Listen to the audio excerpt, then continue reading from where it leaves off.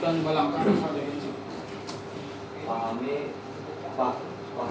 dinamika kendaraan, jaga jarak aman, hindari kondisi sekitar, waspadai blind spot, hindari distraksi dan paham mata. pada sewahi, pahami dinamika kendaraan, keduanya jaga jarak aman dan paham pertama. Ini saya minta sama bapak-bapak tolong dilancarkan. Jangan hanya sekedar hari ini apa ini sebanyak dilancar. Ini saya mau jelaskan apa yang sudah dihafal sahabat bapak. Ini senjata kita belum di jalan untuk selamatkan barangkali. Coba lihat Silakan. kita ada yang namanya super driver skill jam kendaraan. Kita gunakan metode balok ini singkatannya BALOK, terdiri dari 50 balok. Yang pertama bodi dan ban. Kita cek dulu untuk harian kerusakan bodi, tekanan ban, kondisi ban dan kondisi karet bumper. Nah, mingguan kita cek untuk harian. Untuk mingguannya kita periksa secara utuh kondisi ban, motor kabin. Ada yang lain? sama termos yang sama Jadi kita harus setiap hari buka kabin. Nggak mungkin, saya rasa nggak mungkin kita mau ngirim pagi-pagi banget masa buka dua kabin di dalam kabin ada telur semua segala macam. Nggak mungkin buka kabin. Jadi kita periksa aja untuk indikator sama. Yang keempat oli. Untuk mencegah oli ada yang bawah. ada Stick umurnya ya. Stick ya. Harus buka kabin. dua kali. Ada yang lain bisa menambahkan.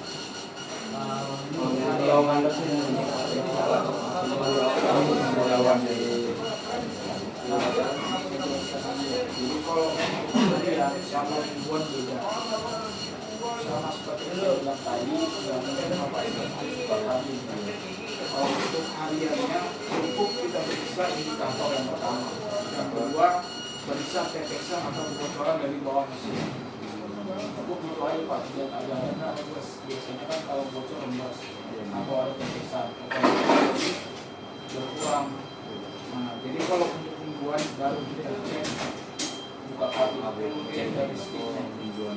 Ini untuk mingguan targetnya. Nah, jadi ini untuk metode pengecekan kendaraan. Kalau sudah dicek semua, kalau ada yang tidak layak jalan atau potensi membahayakan, jangan dibawa jalan. Tolong koordinasi lapor ke saya di SPKPC.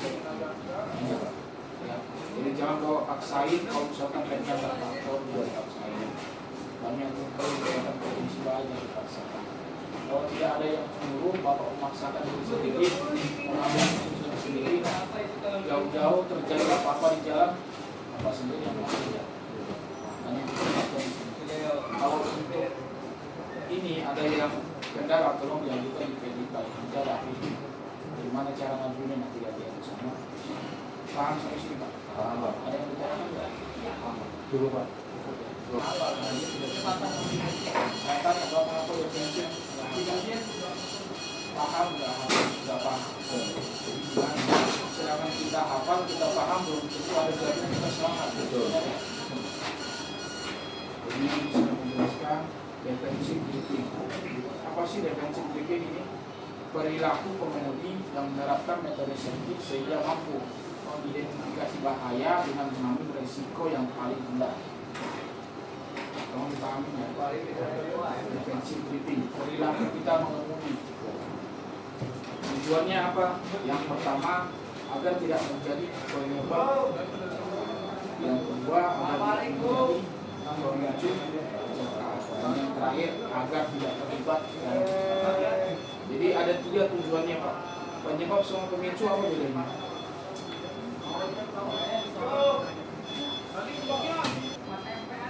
Lima langkah dasar defensif di jalan. Ini yang mau apa? Yang pertama pahami dinamika kendaraan, jaga jarak. Kondisi Ya betul, kondisi kendaraan. Jadi sebelum kita bawa mobil, kita harus pahami dan kenali dulu perilaku mobil ini seperti apa. Bukan cuma manusia yang punya perilaku ya, kendaraan juga punya. apa? Panjangnya gimana, tingginya, lebarnya, fungsi panel, fungsi kendaraan seperti kopling. Gak sama ya semua mobil ya, koplingnya ada yang keras, ada yang remnya ada yang pakem, ada yang enggak. Kopling apa namanya, posnya ada yang keras, ada yang enggak. Jadi kita harus pahami dulu semua. Jadi tidak sama cara pembawaan mobil kecil dengan mobil ganteng. Pasti berbeda. Contohnya Bapak hari ini bawa mobil kecil 300 ke toko A. Oke lah, aman sampai di sana, parkir aman. Nah, nggak terlalu tinggi. Besoknya Bapak bawa double. Nah, pasti berbeda lagi kan dinamikanya. Jaga jarak aman yang kedua. Di sini ada zona melihat, zona analisa, zona reaksi.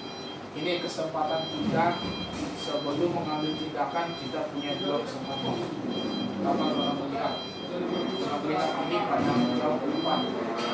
Jadi kita diminta untuk fokus pandangan jauh ke depan sambil berjalan masuk ke zona analisa. Kita menganalisa. Contohnya ada kendaraan di depan yang lambat atau berhenti. Kita analisa apa yang harus kita lakukan, itu mengapa. Kemudian kita berpikir masuk ke zona reaksi. Zona reaksi ini tindakan. Jadi kalau sudah kita analisa, kita simpulkan apa yang harus kita lakukan, tindakan apa yang harus kita ambil. Apakah kita harus ini atau positif. Dan kalau kita sudah analisa, kita pelan kecepatan. Dan kita gas terus.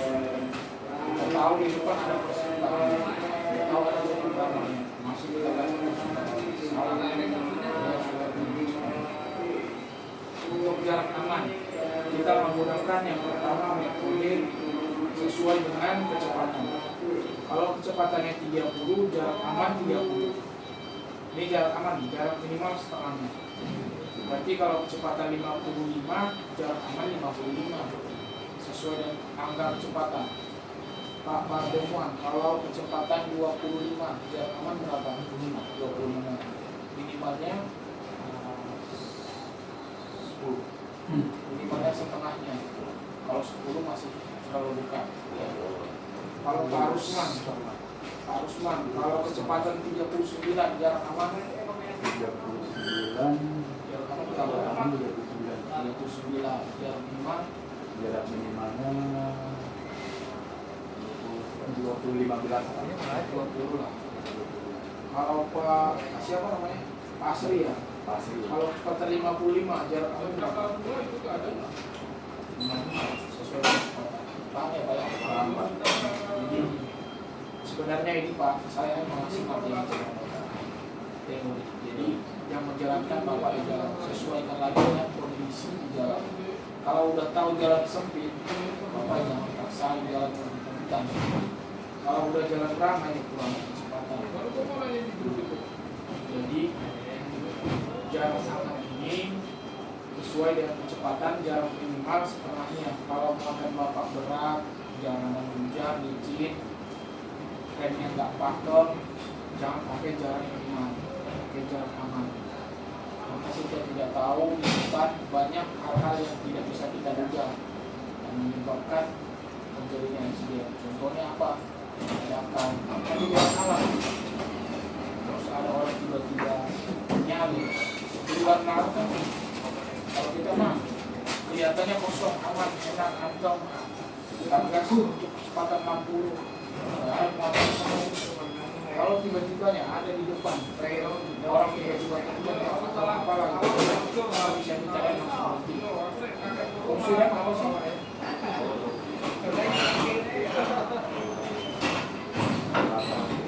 Kecepatan. Ada yang lain, ada bisa kenapa? Fungsi rem apa? Fungsi rem ini Pak untuk memberhentikan roda kendaraan, untuk memperlambat putaran roda kendaraan, bukan kendaraan ya. Karena kalau rodanya berhenti, tentu kendaraannya berhenti. Pasti susah. Apalagi motor penuh, rodanya berhenti. Kalau jalan licin, motor penuh. Itu yang harus Bapak lakukan. Kalau nggak, Sampai sini paham? Paham. Yang kedua metode 4 detik. Mungkin ada yang sudah tahu metode 4 detik. Metode 4 detik. Gimana cara menerapkan metode 4 detik? Ada yang sudah tahu? Ini saya jelasin ya. Metode 4 detik.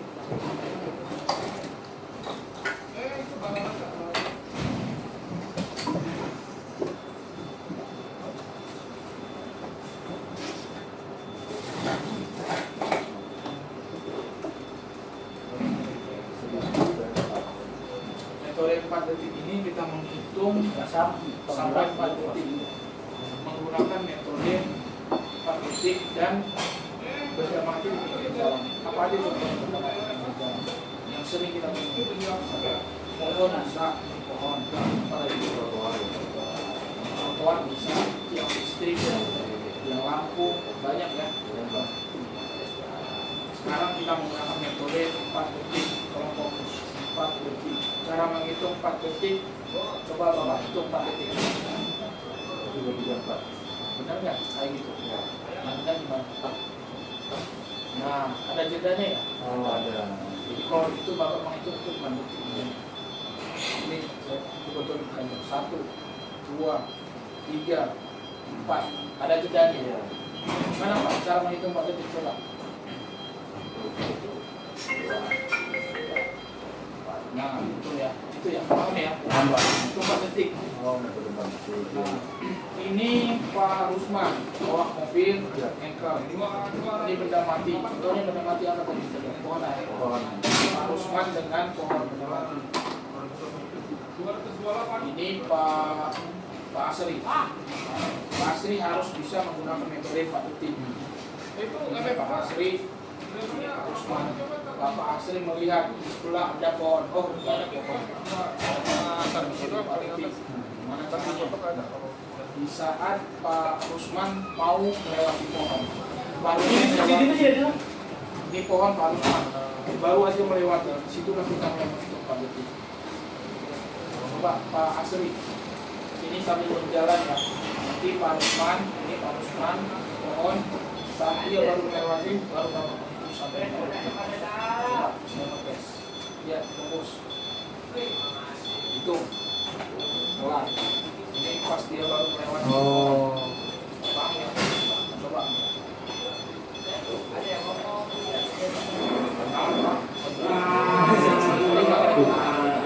Santai aja, kalau usah berpatokan sama saya. Lewat. Pas dia lewat, Pak. Di angka berapa tadi? 3. Di angka 3 tadi ya? Benar ya? Di angka 3. Kira-kira aman nggak jaraknya? Aman. Kenapa aman? 3 detik. Kita menggunakan metode 4 detik. Bapak ini menghitung sampai sini masih berapa detik? Masih 3. Aman nggak? Harusnya berapa? Berarti masih kurang 1 detik. Jadi jaraknya tidak aman. Apa yang harus dilakukan? Apa yang harus dilakukan? Kalau jarak sudah tidak aman, apa yang harus dilakukan? Gimana cara biar aman jaraknya? Kurangi kecepatan, jamnya. Biasanya tidak aman sih Pak, karena masih 3 detik. Kita akan menggunakan metode 4 detik. Paham ya? Coba setelah tahu seperti ini Pak Asri mengurangi kecepatan. Ulang lagi menghitung benda mati di depannya. Contohnya apa lagi lain benda matinya? Yang listrik. Ini kalau tadi nggak aman. Jadi Bapak udah tahu nggak aman nih, ulangi kecepatan. Ulang lagi menghitung, Bapak yang hitung. Mantap. Terlalu jauh. Ini. Dari sini nih. Saya belum lewat. Itu lewat aja ya. Nah. Belum? Nah, ini maksud saya. Ini jalan yang bisa dikasih aman ya? Dari bawah boleh. Kecepatannya salah 52 jalan sepi. Dia belum hafal medan jalan, dia mau buat dari situ. Maksud saya kalau ada jalan alternatif, kita belum paham, janganlah sampai kecepatan sini. Masa 52. Jalan sakit kita ada. Itu kita mengurangi potensi kecelakaan. Jadi untuk kecepatan kita juga dibatasi. Mungkin udah ada driver kita yang masih tahu. Udah tengok kita kan ada GPS Pak. Jadi dari sana pasti nanti di-share di grup saya itu mau ini driver seleksi akan pasti karena harus saya bolak-balik harus diverifikasi. Cara verifikasinya di mana? Dipanggil di SP. Kenapa mau seperti itu? Kita kan di sini kerja ya dengan yang sampai dapat masalah dengan jadi kita dibatasi 60 Sendiri. yang tidak terjaga oleh seluruh yang terakhir depan bagian bawah yang kelihatan kan kita tinggi ya. Nah di bawah yang ke atas jadi ini juga diperhatikan saat kita parkir di area toko. Ini sering kejadian Pak, kita ngandelin anak toko parkir terus katanya tiba-tiba dia masuk ada pelanggan, kita masih terus mundur jeder. Nah ibunya yang terakhir apa? Dari distraksi. Ini juga distraksi ini hal-hal yang mengganggu fokus kita saat sedang mengemudi. Contohnya bermain HP, makan, merokok, ini tidak boleh. Ya, jadi kita juga ini ada peraturannya berdasarkan undang-undang. Pemerintah yang larang. Ada ya anak-anak wanita. Ada. Sanksinya ada. Berapa dendanya? Maksimal. Nanti boleh lihat di internet. Maksimal denda menyapa itu 500.000. Jadi kita kemarin juga yang ketahuan FF2 saha Pak Haji? kelihatan FF2 Aris Darmawan. Aris Darmawan. 102 Kira-kira ada yang antar divisi Hamdani. dan ini. merokok makan. Kalau misalkan ada yang merokok di mana Pak? Nah, jadi lihat lagi kalau misalkan ada yang telepon lihatkan aja. Nanti Bapak setelah sampai di toko baru telepon lagi. Tapi kalau memang urgent penting, cari tempat untuk berhenti, menepi, jangan posisi di jalan. Baru Bapak boleh angkat telepon atau merokok. Jadi saya nggak mau Bapak udah ngantuk, udah dipaksakan, udah sakit dipaksakan. Jadi kan potensi baik. Untuk marka jalan paham saya rasa. Ini artinya apa Pak Bondong? Jadi tolong diterapkan. Di sini banyak yang tahu, tapi belum tentu mau menerapkan. Saya hanya mengasih tahu Bapak yang jalan. Kalau mau dijalankan, mudah-mudahan kita selamat. Kalau tidak mau ya, kami risiko sendiri. Jadi, jangan jam rem terlalu lama, karena panas.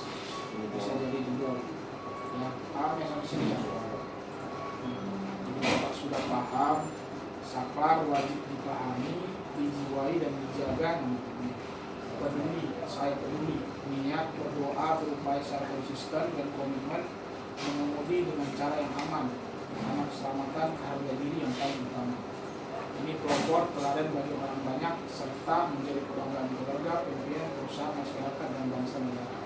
Jadi ini kalau sudah dijalankan, mudah-mudahan ya Bapak terhindar dari yang kalau tidak dijalankan ini kebalikannya. Selesai. Kemajuan pekerjaan yang selesai, cuma rezeki, kesehatan, nyawa juga bisa. Ya, di sini paham Pak, sudah kasih. Ini termasuk ke dalam performa. Jadi kalau performanya Bapak bagus, jangan khawatir soal itu. Kalau performanya menurun, ya kita juga nggak bisa jalan akan panjang di sini. Karena di sini masih banyak level yang sampai 20 tahun, 15 tahun. Kemarin yang ikut training sama driver yang lama siapa? Oh saya ya. Siapa? Pak Ali apa sahabat yang 5 tahun dari 5 tahun. Nah, dari 5 tahun, 15 tahun. Nah, jadi cara kendala sih tadi tergantung bapak-bapak sendiri di lapangan. Jadi di sini standar pengemudi disingkat menjadi super. Sama kayak tadi balok ada, defensive tekniknya ada, super ada, lepas super. Yang pertama sigap saya. Sigap apa? Kalau Sana ada kalornya. Apa? Itu titipan dari SAT ini, Pak. Nah, berorientasi pada target yang sudah ditentukan. Contohnya kita udah ada di estimasi pengiriman toko ini berapa lama, toko ini berapa, nanti pulangnya berapa lama. Itu namanya target yang ditentukan. Ya, jadi untuk kuning juga Pak Asman. unit menjalankan tugas secara sosial dan menjadi defensif serta berorientasi pada keselamatan. Keselamatan. Ini yang saya jelaskan tadi, defensif, titik, orientasi pada keselamatan. Yang ketiga, apa teman? Produktivitas. Produktivitas dan etos kerja tinggi serta berorientasi pada kualitas sosial. Nah, kualitas hasil ini yang bagaimana? Kita berusaha untuk menjadikan driver yang super, tidak ada kesalahan di dalam bisnis, usaha terima barang, Kepuasan korban. puasa pelanggan. Untuk etika, kira-kira ada yang paham nggak? Gimana contohnya? Salam. Atau di toko salah apa? Sama seperti dia, bukan cuma di toko dan di loadingan ya, di tempat area kerja dan di luar pun harus. Contohnya di jalan juga etika kita harus gimana? Kita hormati, hargai pengendara, patuhi rambu-rambu. Jadi kalau ada pengendara lain yang tidak senonoh atau berugalan, biarkan aja. Selagi tidak merugikan kita, biarkan aja. Jangan karena yang ini lawan arah terus kita marahin, akibatnya apa? Berantem. Kalau udah berantem itu apa aja kerugiannya, Pak? Waktu kita terbuang, tenaga terbuang, belum tadi masalah yang timbul nanti apa? Nah, itu maksud saya. Untuk rapi, berpenampilan bersih dan rapi dalam administrasi, serta berorientasi pada nilai tambah dari pelanggan. Ini maksudnya rapi. Coba Pak Pardon baca ya. Bumi atau penampilan standar kita. Rambut rapi dan tidak gondrong, kumis dan jenggot rapi, menjaga aroma mulut dan Saya betul. Kita kerjasama di sini. Mematuhi dan jalankan peraturan yang sudah saya sampaikan. Sesuai dengan SOP aja, Pak. Ini untuk penampilan. Jadi ini harapannya saya berharap driver seleksi itu menjadi driver yang super semua. Tidak ada komplain-komplain dan pesanan. Kita garis bawah ini 30 yang paling penting. Menghindari komplainan dari customer. Yang kedua, menghindari insiden.